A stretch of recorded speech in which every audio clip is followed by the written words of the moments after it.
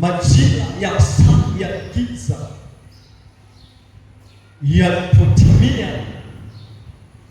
Yesu akageukiwa kinyume. Sasa waliogeukia kinyume walikuwa ni watu waliokuwa karibu naye, watu ambao alikuwa anawafundisha hekaluni, watu ambao aliwaponya, watu ambao watoto wao wale maakida wengine walikuwa katika kufa, akawaponya, akawafungua. Wengine walikuwa na mapepo, akawaponya. Lakini wakati ulipofika wasaa na mamlaka ya giza kufanya kitu juu ya maisha ya Yesu, ndipo Yesu akamwambia 22:52, akamwambia mabwana maakida wa hekalu na wazee waliomjia juu, je, mmekuja wenye upanga na malumu kama kumkamata mnyang'anyi? Yesu hakuiba, Yesu hakufanya chochote. Lakini ilipofika saa ya wakati wa giza, wa mamlaka ya giza juu ya maisha ya Kristo, ndipo watu waweza kugeuka kinyume naye. Sasa kuna pointi chache ambazo nimeziainisha ambazo zinaweza kutusaidia kuelewa ujumbe huu kwa wepesi. Nilikuwa nikijifunza jana, napitia nasoma, nilikuwa najifunza nikapata pointi kadhaa. Jambo la kwanza, katika mfumo wa maisha ya mtu kuna majira ya mamlaka ya giza kufunguliwa ili amjue Mungu kupitia mamlaka ya giza. Ni pointi ambayo imekaa kwa namna ambayo unaweza usielewe kwa wepesi, kwamba katika majira ya maisha ya mtu kuna muda au kuna kipindi ambacho kimewekwa cha mamlaka ya giza kutenda kazi katika maisha ili mtu huyo amjue. Wakati huu Yesu Kristo anaonekana ni mwenye nguvu, anaonekana ni mtendakazi wa Bwana aliyejaa mamlaka.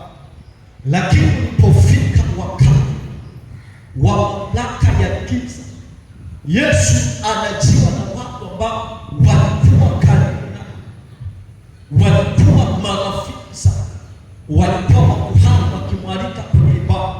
Alikuwa akiingia katika masinagogi akifundisha, na hakuwa na ubaya na ugomvi na mtu yoyote.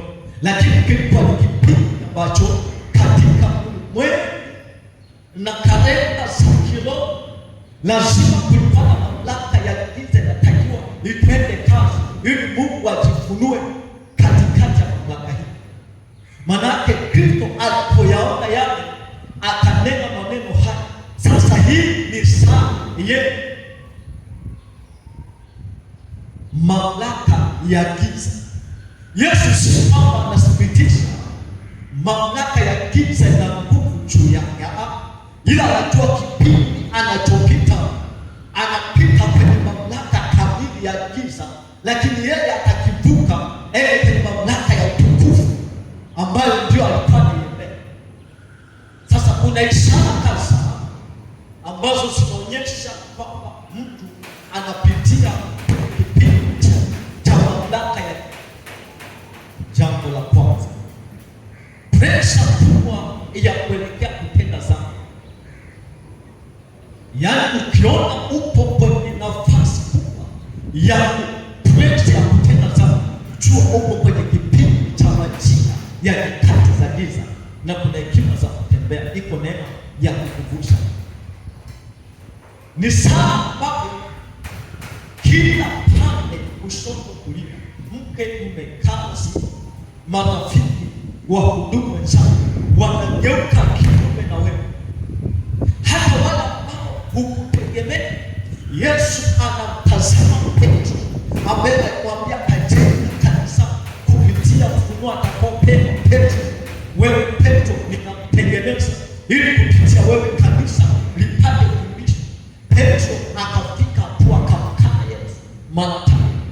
Ilikuwa ni kipindi ambacho Yesu peke yake na msalaba. Hapa ndipo wakati ambao Mungu huwa anainua watu ambao hukuwategemea. Yaani saa ya mamlaka ya giza, wale ambao uliwategemea huwa wanaondoka Mungu wanainua watu ambao hukuwahi kuwajua. Yesu alikubali mateso. Wakati huu watu waliokuwa karibu nao hawakuweza kabisa. Mamlaka ya giza, sana ya mamlaka ya giza katika maisha. Ni wakati ambao mzunguko wa maisha ya mtu unapitia upinzani katika kila eneo. Majira haya ni majira ambayo kila kitu kinapitia upinzani. Yesu alikuwa na wafuasi aliowalisha samaki na mikate. Yesu alikuwa na kundi la waliokuwa na mpaka wakisikiliza mafundisho, lakini pofikia saa hii hakuna aliyesimama mbele ya baraza hata kupeleka hoja ya kumtetea. Walikuwa watu waliokuwa karibu na Yesu, walikuwa watu wa kusema mimi Yesu namjua, kesi anazoshtakiwa hakuna hata mmoja ile ya kweli. Maana walipeleka kwenye baraza ili wapatikane mashahidi, lakini wote waliotokea walikuwa ni mashahidi kwa uongo. Kwa kuna wakati kipindi hicho wale ambao wanategemea watu wa kutetea hata katika kesi zenye haki wakakaa mbali na kipindi cha majira, lakini usije ukamwacha kwa pressure inakuwa ni kubwa sana. Kila hali inakuwa kinyume na wewe, lakini si kwamba umetenda dhambi hapa, ni mamlaka ya giza kwenye wakati wako. Lakini jambo jingine la kufahamu, kipindi cha majira ya giza au kipindi cha mamlaka ya giza, ndipo Mungu huwa anajitukuza na kujifunua katikati ya mtu anayepitia kwenye hayo. Yaani hapa Kristo aliomba mpaka maombi ambayo si mepesi kwa Kristo, kwamba kuna mazingira ninayatazama kwenye ulimwengu ambao si mazingira rafiki kabisa. Anaangalia ninakosa gani hata nipitie hapo, lakini hana kosa, anatafuta dhambi yoyote ambayo inampelekea haipo, lakini ile kipindi kinaambiwa kwa ajili ya ukombozi katika maisha. Haleluya. Hayo mambo sasa. Lakini jambo jingine, ukiona umezungukwa na majina ya mamlaka ya giza wakati mrefu, jua umebeba kitu chenye nuru kubwa, shetani anazuia kisiangaze. Ukiona unazungukwa na majina ya giza kubwa kwa muda mrefu na mamlaka za giza zinafanya kazi, jua umebeba kitu chenye nuru kubwa, anataka shetani kisiangaze. Kwa kipimo kingine cha kipimo ya kwamba wewe na kitu kikubwa cha Mungu au umebeba hatima kubwa ya Mungu kwa ajili ya kizazi, kwa ajili ya kanisa, kwa ajili ya watu wengi, kutakuwa na kipindi cha mamlaka ya giza kukusonga kwa muda mrefu, ili ile nuru iliyo ndani yako isimame. Yesu pia alikuwa mwasisi wa hili tunachokiendeleza leo. Maanake kama angefeli kwenye ile mission, kanisa lisingezaa. Maanake alizungukwa na mawimbi mazito kwenye kipindi cha giza, ili kusudi aliyobeba liharibike. Anasema hii ni saa yako ya mamlaka ya giza. Yaani Yesu anasema ninajua hili saa mamlaka ya giza, lakini ninapita, nitaenda kwenye mamlaka ya kiungu, ambapo sasa mamlaka ya giza haitaweza tena. Bwana asifiwe. Jambo jingine, haya ni mambo ambayo tunajikumbusha kanisa ili tujue tuko katika hali. Sasa katika ulimwengu tulio nao sasa, uko katika wimbi kubwa la mamlaka ya giza. Kwa nini? Kuna sababu niwahi kusema hapo nyuma, nitarudia tena kwa faida ya watu wengi, kwamba wakati tulio nao watu waliokubali kumtumikia shetani kwa hiari zao wameongezeka na kuleta ushawishi mkubwa wa watu wamfuate shetani, wamkateni. Kwa sababu hiyo wengi wamejikuta katika mkumbo wa kutembea chini ya nguvu za giza bila wao kujua, na kwa sababu wanatembea katika wingu la giza bila wao kujua, wanapelekea dunia iwe na giza kubwa kwa sababu ya kile walichokipokea.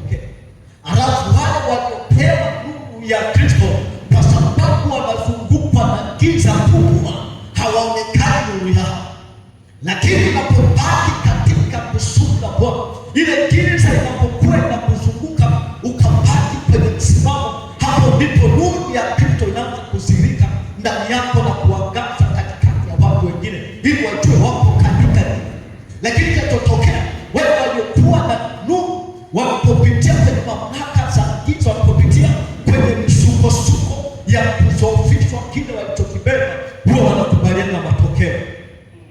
Acha kukubaliana na mifumo. Watu wa Mungu, sisi hatukubaliana na mifumo ya giza, bali tunatakiwa kuigeuza giza uweze kuwa nuru. Bwana Yesu Kristo. Wakaendelea kwenye habari hii, tunaendelea kuichagua Bible study yetu leo, kwamba Yesu akaendelea kuonyesha kitu ambacho kinatendeka. Walipoendelea wakamchukua Yesu, wakapiga mayowe ya kwamba asulubiwe.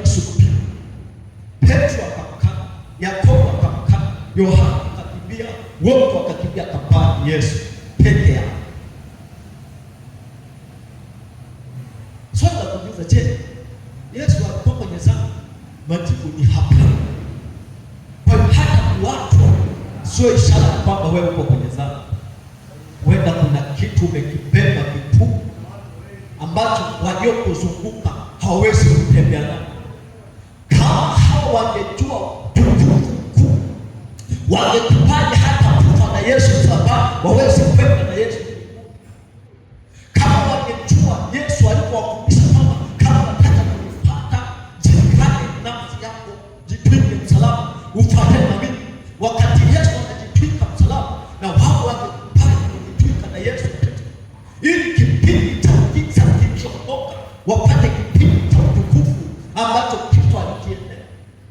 Yesu aliyepita kwenye msalaba sio Yesu aliyefufuka. Yesu aliyepita kwenye msalaba alionekana dhaifu sana, alionekana hana nguvu, alionekana ni mtu wa kawaida. Lakini Yesu aliyefufuka, hata mawe yaliweza kutii, malaika wakatii, ardhi ikatii, mbingu ikatii, dunia ikatii, maji yakatii, kila kitu kikatii, mpaka mapepo yakatii, yakashindwa kumshikilia. Kwa sababu walitafuta hata mapepo yaweze kumwimba ushahidi potee, ikashindikana. Wakatafuta waweke winzi ili waweze kupoteza ushahidi, ikashindikana. Wakatafuta waandike habari ya kudanganya umma, ikashindikana. Kwa sababu baada ya kupita kwenye kipindi cha giza, kilichozaliwa kwenye majira hayo kilikuwa na utukufu. Uweze ukazimisha nuru inaweza kung'aa kwenye giza. Wewe ni nuru ya Kristo. Haleluya. Ndio maana Mungu anatuita sisi nuru, kwa sababu tuko kwenye giza. Uweze ukawasha nuru katikati ya nuru. Ndio maana mchana wako wawashe tochi wakatembea nazo. Lakini napotokea tu giza, kila mmoja anatamani wawashe umeme unapokatika. Wao wanatamani wawashe hata mishumaa, wawashe mbatani, wawashe hata sito, wawashe hata soda, watumie taa kwa sababu ya uwepo wa giza. Maana na sisi katika utukufu wa Mungu, dunia inaposongwa na majira ya giza, tutafute kila njia, kila mbinu ya kuwasha nuru ya Kristo iangaze. Tusikubali kumezwa na kipindi cha majira ya giza tulicho nacho. Tusikubali kwa nguvu zote. Bwana Yesu asifiwe. Amina. Haleluya. Amina. Biblia inasema maneno haya. Yesu akachukuliwa. Huyu ndiye mfano bora wa kuiga kwenye Biblia yote. Mimi ndiye niliyemsaidia. Ndio mfano bora wa kuiga kwa maisha ya utakatifu, kwa maisha ya mamlaka, kwa maisha ya upendo, kwa maisha ya kusamehe, kwa maisha ya kuchukuliana. Yaani kwenye kila eneo Yesu ni mfano bora. Kwenye kufundisha alikuwa